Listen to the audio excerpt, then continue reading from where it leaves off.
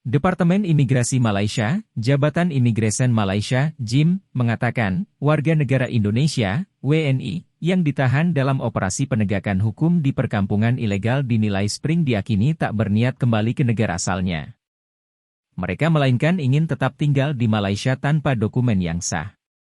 Direktur Jenderal JIM, Datuk Seri Hairul Zaimee Daud mengatakan, berdasarkan pemeriksaan, perkampungan yang dibangun di atas tanah tidak rata dan di daerah rawa itu diketahui sudah ada sejak lama. Menurut dia, lokasinya sekitar 1,2 km dari jalan utama. Ditemukan juga pecahan perangkap logam yang berserakan dan anjing berkeliaran di area tersebut, kata Daud, sebagaimana diberitakan bernama pada Rabu, 7 Februari 2023. Dia menyebut, perkampungan ilegal warga Indonesia di Malaysia itu telah dilengkapi dengan genset dan memiliki sekolah sederhana yang menggunakan silabus pembelajaran dari negara Indonesia.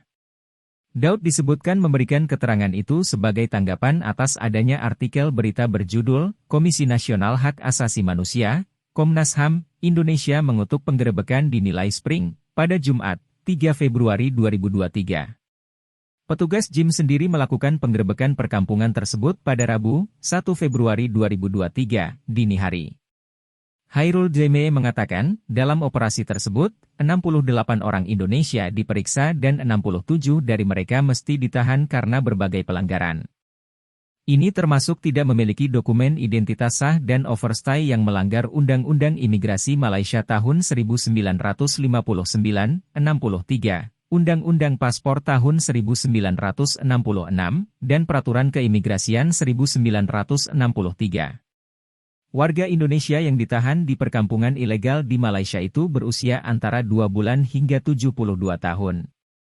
Menurut Hairul Zaimee, operasi penegakan hukum di perkampungan ilegal di Nilai Spring pada 1 Februari tidak terkait dengan implementasi program rekalibrasi tenaga kerja 2.0, RTK 2.0, yang dimulai pada 27 Januari.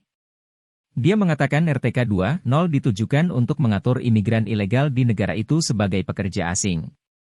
Imigran gelap harus mengambil kesempatan untuk mengajukan RTK 2.0 untuk tetap berada di Malaysia secara legal, kata dia.